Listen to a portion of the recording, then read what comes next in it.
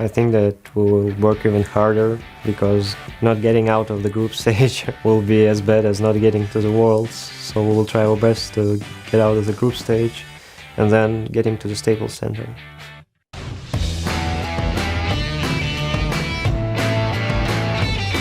Season 3 World Championships live from Los Angeles, California. We are just minutes away from the showdown between Gambit and Ozan. But first, I'd like to welcome Vulcan's top laner.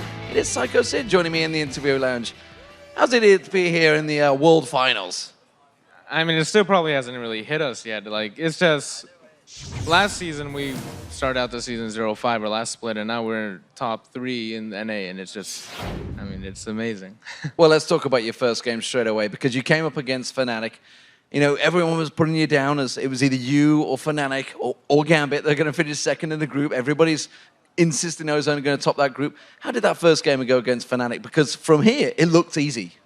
Well, honestly, before the game, in my opinion, I thought it was going to be like either way, whether like one team could stomp the other, but it wasn't the easiest game. Even though it looked kind of easy from my perspective, I was the guy who just queued minions the entire game. My score was 0-2-2, which isn't very impressive at all, but I did a lot more than people think. You know, I soaked a lot of damage. That I still can't get out of my head, that bottom push where I just saw I was just pinging that bush in the middle of the bot lane, and I was like, oh, like they're just going to be here. And they four-manned me. They four-manned you, yeah. But I mean, that was just it. You were on Nasus, you were left to farm. It just seemed so easy for you. You just had no pressure on you at all, really. Yeah, like even though I was 0-2-2, I was probably one of the more farmed people in that game. And like Nasus is always a late-game threat. They had Lysandra and York as their solo, so like overall they didn't really have too much damage to just take me down. So they sent 4. So let's move on to the less exciting match for you guys, I guess. The Ozone match. It was certainly a lively performance. It started off very well for you, but how did it all go wrong? They're just a really good team. Like if you give them any sort of like way to come back, they can just snowball it on you, and that's exactly what happened. Like after the game, we were all wondering like how far ahead we were, and someone said 5,000, and I was like, oh my god. And then people just started getting caught, one after another, like myself included. And just because of that, like pick after pick, we just like started walking around with like our heads chopped off. Like we weren't really thinking, just mindlessly. Yeah, I was definitely running into it. But you yourself, you were up against Looper in that top lane, which the analysis desk have been singing the praises. He's a new guy coming into the team. That was his first tournament match. I don't know how that feels for you, but he was pretty good. How was it to play against him? Well, the lane in general was just Shen versus Singe, which was like a trade farm and occasionally just fling and try to like poison you. But I mean, it wasn't the most exciting lane, but I did learn a lot. Like just him being able to start a Dorn's ring and getting out of the laning phase. Like had we 1-2 them, the game would have been different. But overall, it's like just going against another really good player is just an honor. Well, I mean, Looper was changed in for Hom, and you guys obviously would have researched that. That was because of the 3.11 changes. How do you feel 3.11's gone for you as a team? I mean, and certainly yourself as a top laner, because the top lane's been quite affected by it. Well, like to be honest, going into the 3.11 patch, it was pretty rocky. Like, for example, Smithy wasn't exactly that comfortable on Vi, but now he like stepped up his game, and even my champion pool has been hit a bit, and just like as a team, we had like a slump where a couple days, like 1 week, we just literally went 0 and like whatever number against like C9 and TSM. So it just took a while for us to get back in our groove. Well, overall, obviously, we've seen all 5 teams playing in your group now. How do you feel you balance up against the rest of the teams in that group? You got a double round robin ahead of you, another 6 games to go. Do you think you're going to qualify? I mean, we certainly hope to qualify. Like we're pretty confident about it. Like despite our loss against Ozone, like as I said in another interview before. That one throw was just counted as 1 strike. If we get like 2 more strikes, we're out. But I mean, we go in feeling really great. Like especially after the win against Fnatic, it was pretty clean. Where I felt like I didn't do as much as I could have. My team carried me, and I was just happy about that. And hopefully they could carry me some more. Well, thank you very much, Sid. So we will be going across back to the action. But first of all, we're going to get back over to Riv and the guys at the analysis desk. Fail. Let's see what these guys have coming in. Samsung Galaxy, and we have Gambit coming into this matchup. Mani, I know this is one you've been waiting for. What are your thoughts? I mean, I think Gambit played well in their first match, but they are going to have to step it up a lot against Ozone, and it'll be interesting. I'm curious as to what the bans are going to be, because we talked about that earlier, and it is extremely dangerous to let Mata have Thresh, but then you put yourself in a position where maybe Dandy gets Lee Sin, and he is incredible on Lee Sin, or you don't have as many bans for powerful champs in mid against Dade too. So who is Gambit going to try and shut down? You know, I feel okay about Alex in mid there, but the weak point here for me is Darien. I feel like Darien could get on tilt from Dandy just ganking him a couple times early, and that's what scares me for Gambit. Other than that, I have faith in the Russian boot camp. I'm just looking forward, or not forward, to see the bot lane evolving. I think Genja and Voidal will not have what it takes to go up against Impemata. At the same time, while their bot lane might win, I think Dade is going to have a big trouble against Alex Ich. Alex Ich is he's really strong, and I feel like I've said before, the EU metagame for mid is so far ahead of the other regions, and Dade hasn't had the best tournament so far. So I think he's going to have some trouble.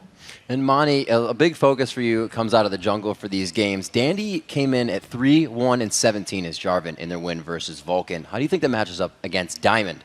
I mean, I honestly don't know what we're going to be seeing from Diamond here. Obviously, I picked him as my player to watch, so I'm curious as to how his performance is going to be. He is a clutch player, but so is Dandy. And what's so interesting about this is both Dandy and Diamond Procs really get into the heads of the enemy junglers a lot of the time. They're very good at predicting those routes and getting in, counter jungling, being in places at surprising times. So it's a pretty good mind game going in, I think. Yeah, that's why I really enjoy jungling specifically. It's more like, like they say in poker, you play the person rather than play the cards. I think that's going to be especially true in this matchup.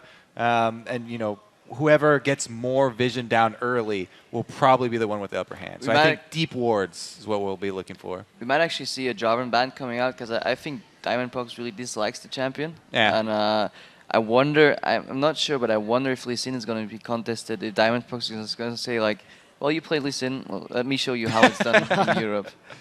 Well, Dandy has some other good champions, though, like Elise as well. He's had some extremely impressive performances on.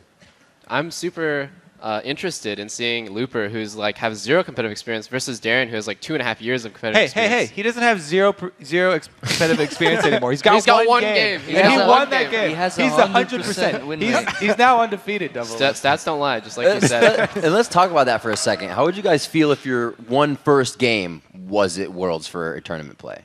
I'd be nervous. And I pulled off that teleport there to cut off Pekka. Yeah. I feel pretty good. He played so well in the first game. I would be so excited, and I would be the adrenaline would just be going through. You'd be like, oh my god, I'm gonna make these hyphy plays for this next game. I think it can get to his head negatively as much as it can affect him positively, because I know sometimes I get so excited that I just make a stupid decision and I just die. You have to remember, he's really hard to read. We have no research on him. What does he play? Yeah, the other thing too is Singed? where you're talking about Darien going on tilt, and maybe Dandy will come up there and get some nice ganks off. Well, Dandy has great synergy up there for ganks for Ohm, but we don't know what that synergy between Looper and Dandy is, and to what extent they can read each other when those ganks come in. And so it's kind of a question mark. And Dandy spent a lot of time in the bot lane that last game. So Are we actually going to see a Singed ban come out, or are we going to see Shen open? I'm actually wondering, if they have Singed as an answer, are they going to give Darien Shen? Because Darien is notoriously really good on Shen and has a really high win rate with Gambit. So I'm actually wondering what's going to happen on that. Well, Monty, you were saying that if Ozone ever sees a Singed or whatnot, Shen comes out. So that's something they... Well, this is the first time Ohm didn't play Singed, but generally speaking in Korea, when there's a Shen that pops up, it's pretty much usually countered by that Singed pick. SK Telecom is especially famous for using that, because Impact loves that dirty farming on Singed. So coming into this next matchup, obviously we talked about everything but the mid lane, Alex Ich versus Dade. Kobe, how do you see these guys matching up with, the fearsomeness that they both bring to middle lane? Like I said, I definitely have faith in Alex in this one, and I know Double Lift does too. I don't want to talk trash or anything. Actually, I do. Yeah. I'm just going to say it straight up. Dade is so Don't fake overrated, yourself out. dude. He's so overrated. This guy has a small champion pool. He got crushed by Cloud. I don't know, dude. I'm shaking my head. I've always said he's only good on Zed. No, it's interesting, though, because he was the MVP of Champion Spring, but I feel as well that he's fallen off significantly since then, and he also is very vulnerable to going on tilt. Does this guy even play AP carries? I've seen him play Zed. He plays TF. And, okay, he plays like TF. That's kind of an AP carry. And Ryze. That like barely counts. And then Ezreal. Those are the 4 champions I see him play most. But is your criteria for being overrated when Mancloud wins against you? Because that's not a very nice thing to say. No. I'm not saying that. I just think when Dada is hailed as like, oh my god, he's like super. He's like, people have told me before, especially like, I think Jat told me this, that when Dade loses, there's no way MVP Ozone can win. I think it's their bot lane that carries that team, not Dade. And how do you feel about the bot lane matchup with them going against Genja and Voidal? Oh, there's no chance, dude. I got my money on Imp for sure. It's going to be a battle to get the Corki first, but then again, he plays a really good Caitlyn. I don't know what Genja's going to bring, maybe, but you can never count out Genja. Maybe he'll find out like a really weird like 5-Doran strategy that somehow is going to work. Like you can never count out Genja. That's Genja's strategy sheet. It's just a sheet filled with pictures of Doran's blades. Or he just like takes like a little board and you start throwing darts and he just picks whatever. Like you never know. All right, guys. Well, we can analyze forever, but let's see it for ourselves. We're going to send it over to Jat and Joe for the play-by-play of our final game of the day. Take it away, gentlemen. Thanks a lot, Riv. It is time for our 10th match of the day and the 5th battle in Group B as Europe's Gambit takes on Korea's Samsung Galaxy Ozone. So let's get straight into it and check out the starting lineup. Starting with the blue side and the Russians of Gambit Game. And I say Russians, it's obviously 4 Russians plus 1 now with Voidal from Estonia. And they are, of course, Darian in the top lane, Diamond in the jungle, Alexic in the mid lane, Genja the AD carry, and Voidal as support. Of course, on the red side, it is Samsung Galaxy Ozone with the new guy Looper in the top lane, Dandy in the jungle, Dade in mid lane, Imp, the famous AD carry, and Mata on support. And I have to talk about, or we have to talk about Jack, more importantly. Looper, again, we heard it a lot there from the analysis desk, but how good was his opening game for them? I mean, thrown in the deep end with Sharks and everything in there, I think is what you can compare that to. Into the World Championship, your first ever competitive game. Incredible. And while it's so nerve-wracking to play that, we also have to keep in mind, I think, the confidence his team has in him, because they brought him over as a sub with the chance that he would be used over Ohm in the top lane. And I think during their practice that they played, it had to be, they all just felt like he gave them the superior chance to win today. They're running him now for the 2nd game in a row, and I almost feel like because the synergy hasn't had time to develop between Dandy and Looper, he is going to play those champions that you can completely leave alone. So stuff like Singed will be very popular. Maybe even his Kennen. Both of those things I hear are beast for him. So let's have a look then. Gambit already got their 3 bans out there. Caitlyn, Lee Sin, Thresh banned out. On the other side, Aatrox, Zed, and that ever so popular Corki from today. Yeah, we heard the sighs from the crowd as Lee Sin got banned because we're not going to see the Diamond Prox Dandy battle for the Blind Monk there. But of course, if Shen's available at first pick, Gambit is going to take it. Yep. That's just the way Gambit plays. Or Shyvana, possibly.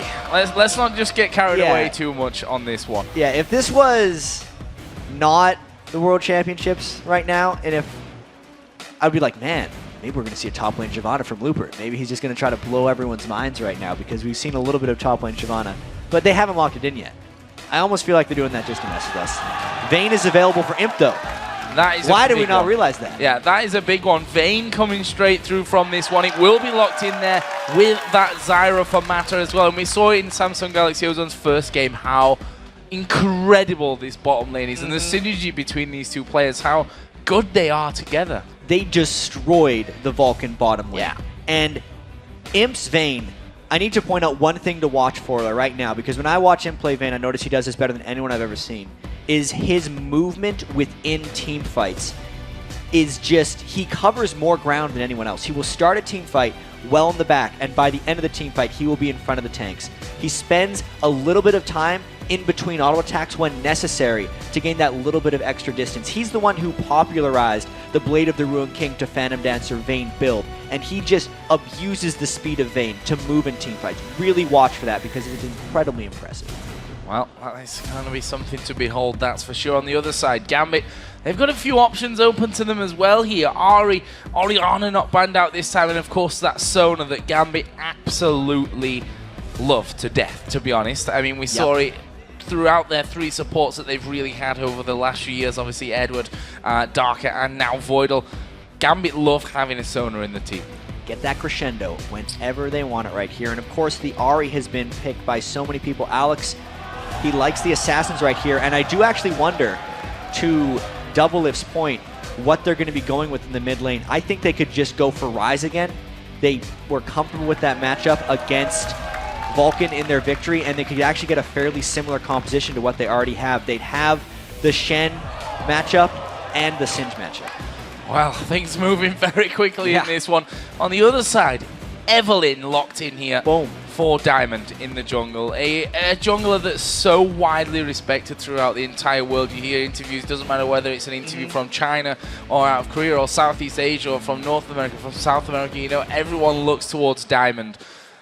Can he do it here, though? Because this is a big game for Gambit in the grand scheme of this group stage. It is huge. I mean, this is the team that everyone is competing with first and foremost, because sure, a lot of these guys actually feel like they're competing for second place. If you could take a game off of Ozone right now, who is favored to come out of the group, it just gives you so much momentum as you move through. Kog'Maw and Eve. See, this is actually where Vulcan's comp failed and where right now Gambit is not.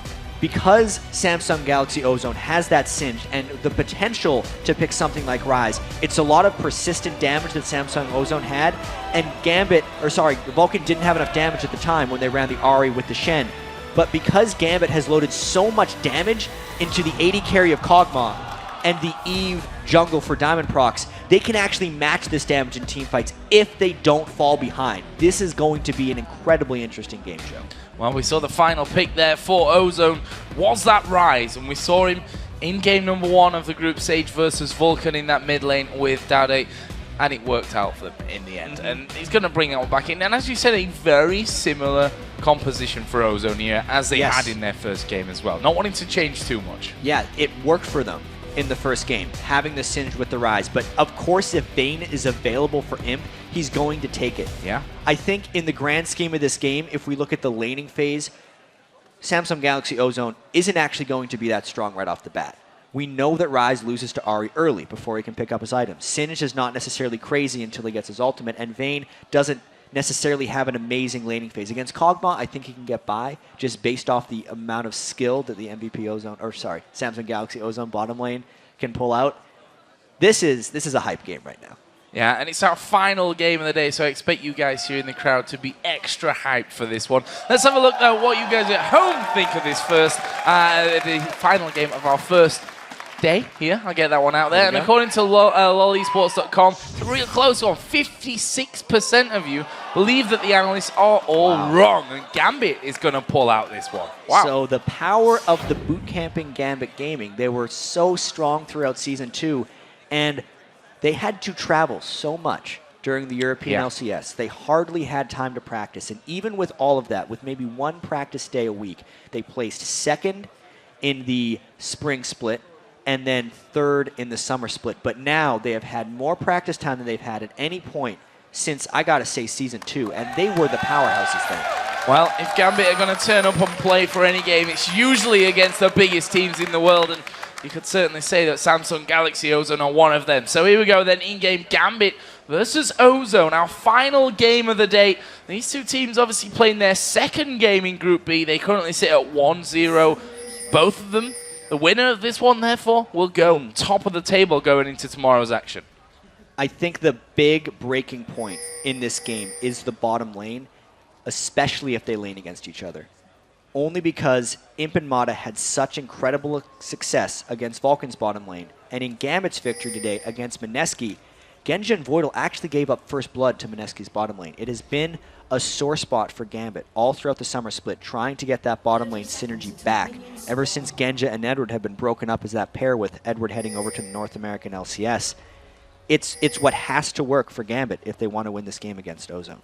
And this is a very traditional Gambit lineup, I'd say. I mean, Kog'Maw Sona, that's a Gambit lane if I've ever seen one coming out of Europe, that's for sure. Darian, we heard Crepo say he's a fantastic Shen player, and you've always got to be very, very careful what he brings to the table. On the other side, though, we saw how comfortable Looper is with his Singe, doing ridiculous things, teleporting all over the place and catching people out. We'll see if he can bring the same to the table here, because Gambit are a team that if you throw them a curveball, they still are able to catch it most of the time. Yeah, and Looper, just to touch on his Singed a little bit, has went with Ability Power Quintessences and a Doran's Ring start. So he's actually starting the game with 30 AP on Singed right now. Definitely looking to do a little bit of damage along with his farming. And just based off of where the junglers are starting right now, we're going to see that 2v2 matchup in the bottom lane. The All-Stars, really. I mean, not really All-Stars of Korea, but Imp and Mata. We've talked them up a lot on the analyst desk. We have, and for good reason. And I think we'll be seeing more of that in this game. They're not a bottom lane that you expect to come into a game looking a little bit off, especially with Imp on that vein. But Genja, very, very experienced AD carry. Same can't really be said for Voidal. He's at the time in the LCS. Will he be able to perform here against one of the best teams in the world? And Gambit has been happy with Voidal. It's just he hasn't really, to me, seemed like he's meshed entirely with the Gambit roster. Only in the playoffs did it seem like their synergy was coming back a little bit. And in the last week of the European LCS, that's when Genja was actually defaulting to his older AD carries, like Misfortune and even Kog'Maw. Immediately, the aggression comes out in the bottom lane, though. And we can see both Imp and Voidal going very low from that one in the end, deciding not to follow things through. This mid lane, going to be Gambit's Alex Ich here on Ari taking on Dade on Ryze. This is the second time in a row Dade has had this Ari versus Ryze matchup. Dade died early on to ManCloud's Ari, actually giving up a level 5 kill, but then he came back later in the game and started to dominate in that matchup. Darian just wanted to ignite somebody. Try and force Looper a little bit out of that lane. Looper's not going to be forced out of any lanes by the looks of things here, though. And that, of course, is our top lane matchup. Looper, in their first game earlier on in the day against Vulcan, looked pretty unstoppable with that Singe. Actually, Dandy did just come and visit that top lane to see if they could get in for anything. He's still hanging around there. Darian, will he get caught out? He will actually get caught out from this one. Knockup not quite landing onto him. So very close, though. They're still trying to harass Darian down a fair bit. And this actually should give Diamond a little bit of time to roam around and maybe try and find something. This could very well create a collision course between Diamond and Dandy, as Diamond is just kind of looking for things to do. Now they decide to back away into their respective junglers. So we've heard before, if we think back to some of the broadcasts from Champion Summer, how good Mata is here, you know, in terms of his ward positioning. And that could be even more important this game with that Evelynn on the field here for Gambit. If you get vision of an Evelynn and stop her being impactful, it's very hard to get that game going with her.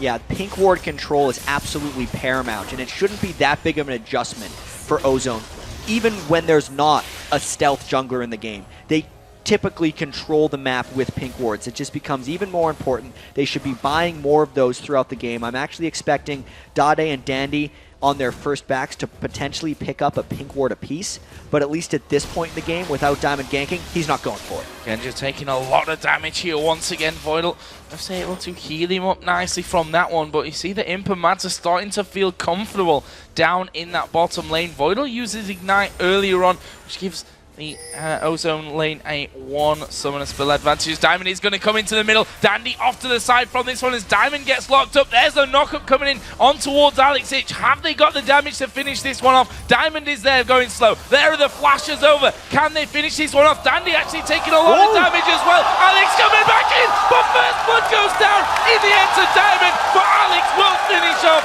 and it will be a 2-for-1 for Gambit. They played it so patiently and turned it around with the first blood plus the 2 kills. And they had a level advantage going into that, so Diamond was actually landing hate spikes the entire time Ozone was chasing them in. Those are those clutch plays that can decide games, the 2v2 skirmishes where skill is such a huge impact in those matchups. We just saw Looper actually. He's like, oh, look at that farm in the mid lane. Let's not let that one go to waste. I'll head straight down there with my teleport. We got like 3 and I'm just going to recall. Worth. No problem. Yeah, that's the definition right there. Yeah, he's headed home. Doesn't anyway. even have enough for a catalyst right now. He just has to pick they're up going to get boots. boost. That'll be enough, I think, for Looper at this in point. In Looper's defense, he had some pretty good teleports in the other game. He did. Also, he had the lane pushed up so far for Darian, and he was already a little bit low on resources. He's not losing out on too many minions of his own for going for that one. There's actually more action in mid lane, though. Well, Dade is dead. That's not good news for him. And we talked about Diamond and how he's going to have to get the ball rolling earlier on. We also talked about possibly Danny having to pick up pink wards. Let's watch that one here again. Listen, this is a level 6 Diamond and a level 6 Alex Cheech against a pushed up Rise without ward control. You're gonna die. You cannot make mistakes like this on this level of playing, and Gambit is going to get a Dragon out of it as well, unless Dandy can pull off a miracle 1v3 steal. Well, he's heading in there. We see Mata is coming Diamond in as well. doesn't have Smite up, actually. No, he doesn't have Smite up here. This could actually be a little bit dangerous for them. Turns out, not dangerous at all. And Gambit are going to pick up the first Dragon of the game here, and look at that gold lead already, Jack. Solid start for Gambit. So one thing that's interesting in all of these matchups, we've seen the games that SKT has played, and also the first game for Ozone. I don't think a Korean team has actually won an early game here yet in the World Championships, but they have come in so strong in the mid and the late game. Looper steals the blue. We talked before the game, during Champ Select, that Ozone's laning phase would not be aggressive. They would essentially be on the back foot throughout, because Rise needs to hit his items, Imp needs to be able to get his Blade of the Ruined King, and Looper has to get some levels under his belt. So it's actually about stopping the bleeding of Gambit right now. From Gambit right now, because Gambit's putting a lot of pressure on Ozone early on, and it's a matter of whether Gambit can keep that up. One thing that's interesting, Diamond's Evelyn right now ahead healthily in CS, but also has spent a lot of time on this middle lane. And this is, it seems to us obvious now looking at this, the game plan from Gambit was get Dade out of this game completely, and up until now they've done a great job of it. As long as they can keep his farm down. That's the tricky thing about Rise, is you see them die so much, but if they're farming, it's good. Oh, Mata! Look at this! Wow, that was a terrible miscalculation. Voidal threw down the Ignite there as a flash came in from Mata, and the kill picked up, and that was all just very messy coming out of Ozone. What is happening to Ozone right now? Because with all the talk up right now, those are a couple mistakes they've made here. Dade losing himself in the mid lane, not recognizing that he was against 2 level 6s, and then in the bottom lane, Mata flashing in to not get a kill back. 3,000 gold lead already at 9 minutes for Gambit, who were the Season 2 powerhouses, and, you know, calling them a dark horse because a lot of them are predicting them for 3rd in the group is a little generous, but man, they're playing well so far. Oh, there's Diamond meeting Dandy inside of the river, slide away as that pink ward was put down, but Gambit have got a pink ward of their own, and they control that vision a little bit longer there in that lane. Top lane, we see that Looper, despite the time that he's had here, is still behind of Darien, and this is one thing that Darien does well. He'll quite happily sit on his island in that top lane and just farm away. Got a lead there, he's happy. And Dandy needs to make a lot of plays here to get to get Ozone back in the game. He had 90% kill participation in their win over Vulcan, and he's got 100% kill participation right now. They just got to get some more kills. He needs to be able to create for them. Well, here we see Looper stealing away Wolves at this point. He's got a couple of deep wards down there. Is the miss actually coming out from the jump? They don't care. They're going down for this one. There is Darien coming in. Misses the taunt, but he'll get the kill anyway. Now he's locked up perfectly between the turrets here fighting against Andy. Looper and Mata are coming in, though. This is going to be an extended fight, and Darien is in a lot of trouble. Let's see how good Darien's ninja skills really are. He waits in from this one. Ward gets put over the side. Darien will go in, and there is Imp, and they don't want to give these kills over towards that Vayne, but Imp in the end will pick that one up. It was a 1-for-1 trade in the end. Dade it was that went down, so he's continued to be shut out of this. Once Alex missed the charm, Gambit should have fallen back from that one. Even though they got a 1-for-1, it was killing a already behind Rise, and it gave a kill to the all-important Vayne that Imp is commanding right now. That is a good trade for Ozone, as we know they're going to be on their back foot for quite some time. They just need to hit their items, and then we're going to really start to see this game take off. Yeah, freezing up that lane nicely here is Imp. Have a look down his items right now, upgraded to those Berserker Greaves. Got himself that Vamp Scepter in there with a single Doran's Blade as well. On the other side, Phage coming out for Genja, along with the Berserker Greaves and double Doran's Blade. 2 games that we've seen Genja, and he's not picked up more than 2 Doran's Blades. He's well, a new he's man. Going for a Trinity Force. He's got to pick a lot of components already. Double Dorans is already a little much for someone who does Trinity Force. Most Trinity Force users just go for the 1. He's hitting pretty darn hard here right now, though, and the Phage on Kog'Maw is actually a little curious. For some reason, I thought he was on Corki all of a sudden because I saw the Phage. But maybe we could see a Trinity Force Kog'Maw coming out here. This is a little weird.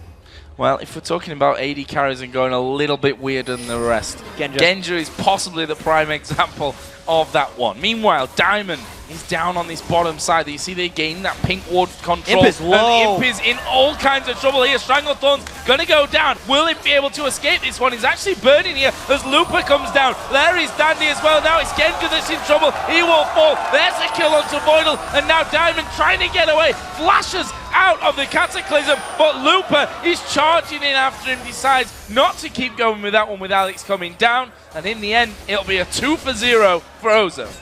Brilliant bait right there by the Ozone bottom lane. Imp moving so well to escape that one. That was just total domination and outplay, getting the teleport to come in after Gambit had fully committed to that fight. And Darien had his wave pushed so far back that he's still struggling to get some damage down. Yeah, only just got onto that turret to start getting things going. And got it down to less than half at this point, but Looper is already well on his way back towards that outer turret, and I don't think that Darien not going to be able to finish that one off with this wave. I say that, and Looper's headed straight towards those minions, and Darien, a man who's definitely not scared. We've seen that many a time from him in the European LCS and in previous other events as well, that he will quite happily stand on that turret and risk his life a couple of times. Let's call it that. Yeah, he doesn't mind dying as long as it's better for the team, or even if he's already died a lot, then he's just willing to die a little bit more. Yeah. I think Gambit here does need to be very cautious about the potential of Ozone's team composition as far as just overall scaling goes, because while Gambit has loaded in a bit more sustained damage, there's still a little bit up front, especially from Alex Ichizari. It's going to be hard for him to be effective later on in the game if Looper and Dade get too much farm. So far, Gambit's done a very good job keeping Dade down, but Looper and Imp are getting going a little bit. And Alex can really only pick one as far as what he's going to kill, and knowing how elusive Imp is, life actually could become fairly difficult for Gambit despite this large early game advantage they seem to have been building up. And a lot of teams that we've seen today playing against the Koreans have had early game advantages, only to see it slip away from them. These are teams that you have to not only kind of beat down early, but you have to make sure you tread them into the ground afterwards, because they will rise up and take you straight back down with them. There's Darien and Looper once again bashing heads basically up in this top lane. They're very even on CS and in terms of kills and deaths right now. Genja in this bottom lane has still that lead over him, but that kill earlier on, you can see, leaves them very, very even overall in gold. There's about 70 difference between them. It's a couple creeps at the very most, and that's actually exactly where Imp wants to be, at least in the laning phase, because he knows how potent he can be in team fights. Diamond looking to stop this as well, though. They know Looper does not have his teleport up, and that would be a very bold dive since they have not even gotten harassed down onto Imp or Mata. There is a flash up for Boydle if he wanted to go for a flash crescendo. This is a very interesting thing. Diamond is still sticking around. If they get the fourth in for Alex, though, without counterattacks coming, it would be good. Diamond gets spotted. Yep, spotted there by that pink ward. Actually, he's going to go in here on towards Mata. Are they going to be able to get Shen involved in this one? Stan United coming down. Stranglethorns will stop it, but here comes Alex from the side. Mata blown to pieces, and Gambit forced them away. Should be able to get that turret here. Actually, the mini-wave actually pushing back against them. However, Dragon is available. Meantime, Looper is taking the top turret. 5-man squad for Gambit only results in 1 kill, and this isn't even really an objective gain because they lost one as well in the top lane. If they give too much lane control to Looper Singed, second game he's pretty much ever played on a big stage, and he's playing fantastically once again. It was a nice idea from Gambit, but they almost overcommitted, giving Looper a bit too much time to farm. The Shen ult was unnecessary. Yeah, and we can see earlier on we were talking about Darien versus Looper, how even it was in terms of creeps, despite them bashing heads and constant aggression against each other in that lane. It's actually really excelling now for Looper, up 140 to 116 CS. See if Darien here, with a couple of waves being pushed against his inner turret by now, whether he'll get himself back up to standards with that one. On the other side of things, we could probably check in with the items between the AD carries here once again. Genja picking up that Zeal, headed up towards that Trinity Force. That is going to be a Trinity Force Kog'Maw. You can make the argument that he needs the move speed to keep up with Thane or to kite back Shen, and also the fact that Kog'Maw can actually get in Trinity Force procs whenever he wants, as long as he's using his living artillery during team fights. it could work. I'm not calling it out right here because Genja has been known to find some brilliant builds in the past. He also built tier on Varus. That was not as brilliant, but this one has potential. This one has potential, and we're not going to judge it before we've seen the end result. We saw Dandy there in that top side of the brush here, and won't take much really for him to be spotted, but he's still there. There is Flash and Barrier up on Genja and Voidal, though. Plus, if Diamond gets around, he's going to have that Eve ultimate up in time. Dandy, even though he's still got that 100% kill participation, has been spending a lot of time waiting around in this game. And he's still waiting around here on the bottom. Diamond actually backed away. Is now coming back just in time as Dandy actually backs away from that one as well. So kind of exchange of positions in this one. Diamond is still on that bottom side of the map doing his golems. Dandy backing away now. Actually went over a ward there earlier on, which is why I didn't even spot that in the Tribush. That was there earlier from Diamond. And Looper wants to make another play here in the bottom lane. This could be the counter gank because Darien does not even have Stand United up yet, and Diamond is going to be looking to get aggressive, seeing as he's been waiting around for so long and kind of hunting. Looper could come and just ruin Gambit's day if things go wrong. We have Dandy waiting off to the side. Diamond actually going to spot him here, and that's a crucial bit of vision that they've picked up. The blue buff is actually available. We'll see if they try and invade for this one. Alex had started to move around from that middle. This outer top turret is still alive despite all that free time that Darian's had in there. Let's not forget it was pushed up to pretty much his inner turret by the time Looper went down towards that bottom lane. That will finally get finished off here. First turret of the game for Gambit. These guys are trading a lot back and forth, and still a 4,000 gold lead is nothing to laugh at here from Gambit. Ozone came down from a similar gold deficit against Vulcan already today, 2 games ago in the group stage, so we cannot count them out here. Kind of checking in with Dade's rise. He's actually only 10 minion kills behind Alex, despite getting obliterated in the laning phase. If you're not shutting down Rise's minion farming and tier stacking, he is still going to be a potent damage dealer in the upcoming team fight. So Ozone is still sticking around in this one. And I always say, you know, the mark of a good team are ones that know how to come back from deficits. Obviously, it's nice to not get deficits in the first place, but playing League of Legends, that's going to happen from time to time. And every game so far today in the World Championships, the Korean teams have fallen behind early. OMG was able to close out SK Telecom, but other than that, Ozone came back in the first one, and they're going to have to do it again. Well, interested to see how Alex's impact will really sway this game here as well. That DFG now in there and finished, but he's been relatively quiet, trying to sneak down toward this bottom lane a couple of times. Didn't really get the free time to do that one, and has not been able to get in there on towards Dade either for a 1 versus 1 kill. So he's been relatively quiet from that one. It's not obviously going to stay that way. This game kind of quick at the start, a little bit slower as the last few minutes have ticked away, but at some point this one's going to explode. Gambit has been doing a phenomenal job just keeping up right now. Alex with his Deathfire Grasp, even with the defensive build from Dade, but Voidal can't get caught like that. Here's a fight. Got the crescendo down from this one. Stranglethorn's coming in. Voidal going so very, very low. Looper has teleported down as well. But look at him taking so much damage. We'll have to use the barrier. Cataclysm goes down. Darien going to charge on through. Here comes Diamond and Genja. They've managed to get the slowdown. Looper charging on the way back towards his turret with that ultimate and his ghost running. And now Alex moving in. Misses the charm. That's not going to allow him to lock up the rise, but a 2-for-1. Brilliant turnaround from Gambit. Getting the teleport out and then still coming out on top. That fight was all about Darien closing onto Imp. Imp tried to make his textbook escape, but barely Darien was able to track him down. Gambit roamed with Ozone and came out on top. This is going to be turret number 2 here for Gambit going down in that bottom lane. 20 minutes, 50 seconds on the clock. And a 6,000 gold lead coming down now for Gambit as well. Looking very, very promising for them as Alex here going to get engaged upon by Dade. Look how low it's taking him. Alex forced to use his ultimate to get away from that one. I really have to give credit to Dade for the pick of Rise, not necessarily his early execution of Rise. Oh, look out, Darien. Oh, stunned over the wall, stunned against the wall there. Actually, Imp, nothing that he's got there to follow up. Obviously, used that flash earlier on. Darien lives. The timing of that, though, was exceptional for Ozone because they know there's no Darien in this potential Dragon fight. There's also no Crescendo for Voidal. If Gambit wanted to contest it, it is extremely dangerous. I think Gambit should just go for a lane, but they're actually pinging. Diamond wants to try and steal this. Diamond coming around, actually getting rid of that pink ward there. That might allow them to force some pressure as Ozone start to engage. Daddy is a little bit isolated and he's forced a flash back to the safety of his team. Funnily enough, though, it bought Ozone enough time to pick up Dragon.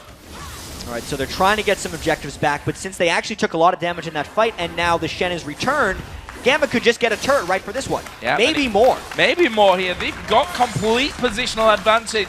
See Danny just sliding on through to get behind that turret to defend it, but where's the rest of the team? They need someone in. Loopers off to the side. Ozone might look to fight this one as the turret's going very low. Gambit initiate! There is a throw of Alex H back in. He will just Spirit Rush straight back out as a Crescendo comes down. Looper low. Dandy's already dead. Taunt from Darien. They're not finished. Matter. He's going to get finished off. It's now Imp and Daddy to save this fight for them. Diamond comes around the side. Imp still charging on down onto him. Is he able to get him? Yes, they were able to finish off in the end. That was a passing of Zyra actually that got the kill. But that will be a 3-for-1 and 2 middle turrets. And you were right, Joe. This game is speeding up. Dragon right into 2 turrets and a big team fight. Imp trying to get some sneaky moves going on, but Genja and Darien are there to stop him. That last fight was really just Ozone almost trying to put up a bit of a last stand. This is becoming a 7,000 gold lead now, and unless Ozone starts taking some significant risks, they're going to lose out in the overall gold game and just lose their ability to hold out. And Gambit are not generally a team that throw away leads. We'll discount the game against CLGU back in the day because that's a different story altogether. But generally when this team gets ahead, they're able to hold it. They know how to win games a lot of the time without even taking Baron. I'm not sure that this will quite be that kind of cutthroat finish game that they're looking for. But if we look down the items, we see they have so much burst potential with both Diamond and Alex carrying DFGs now. And that is actually Diamond's textbook or signature Eve build. So many other Eves will just stack the magic penetration, but Diamond loves to go for that Deathfire Grasp just to amp his ultimate even more as he's trying to initiate these fights.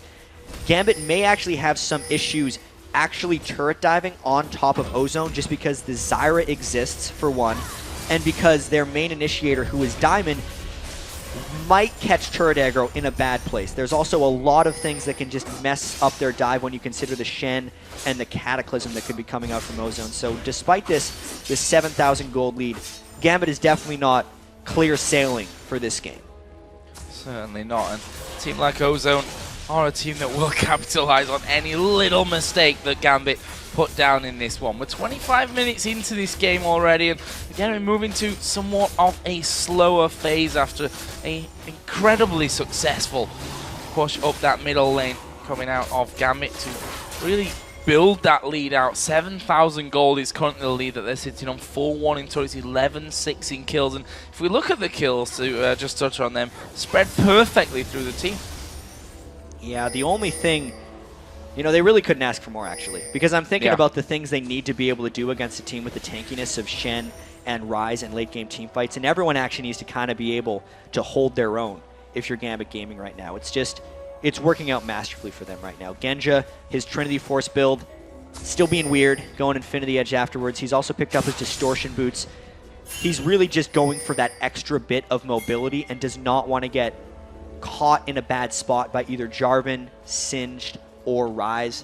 That's what he needs to do on Kog'Maw, because he'll get to the damage just because he's Kog'Maw. The item build doesn't matter as much as he thinks. Do they dare start off Baron? They've got vision control of that top side of the Ozone jungle, but do they dare start it off at this point? There is the burst coming down on towards Matter. Stan United going to get involved. Are they going to go for this one? They're managing to force them away. They are going to go for the fight. Crescendo comes through. Darien knocked up by the Strangled Thorns as Looper gets involved as well. But look at Ozone. They're one by one being taken down. Imp got into the middle of them. They need to lock him out of this one. He will be finished off. It's Genja that picks that one up. It's a 4-for-2. Can Danny escape from this? He gets taunted up. Flashes towards the back to Genja, but he goes down. ace. It's a triple kill and an ace for Gambit. And Genja is just locking on to whatever is closest and destroying it. He is shredding through Ozone right now. That was a fight initiated by Alex and then re-initiated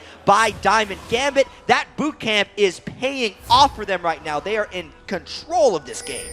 Well, did we ever doubt it? Let's have a look at that fight another time, because it was pretty crazy. Yeah, and the thing that made Ozone want to stay in on this one is the quality of the Mata ultimate right there that he put down. It actually delayed the team fight and allowed Imp to go in pretty strongly, but he couldn't get the finish. You can see Imp moves around team fights so well, but the rest of Ozone was trapped in the back, getting shredded by Genja's Kog'Maw, and it just did not allow Imp to be finished off here. Dade tried to make a big play at the end, getting AoE with his Rise, but Genja and the rest of Gambit had too much lockdown, too much damage, and let's be honest, that was a 3v1.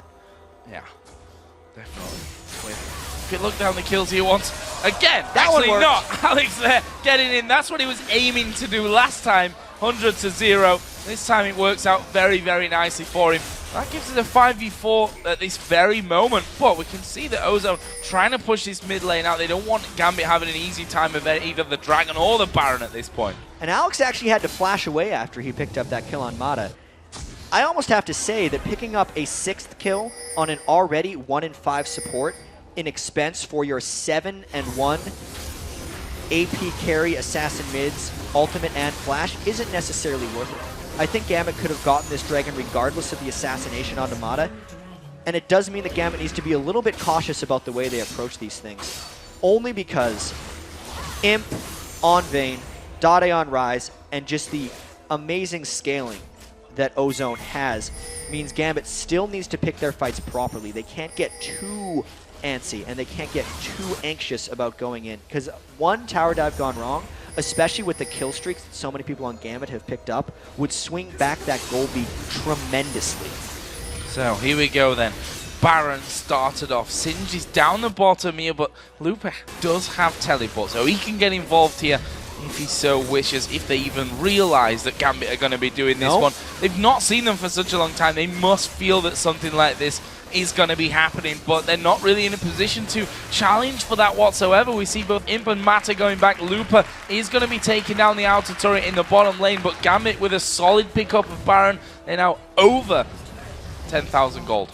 And the Baron buff means they're going to be looking to push the outer turrets in the top and the bottom lane, or just go straight for the inhibitor in the middle of Ozone's base right here. And that Baron was really just the summation of all the pressure Gambit has been putting on Ozone. It had a lot to do with ward control, or mainly just map presence for Gambit.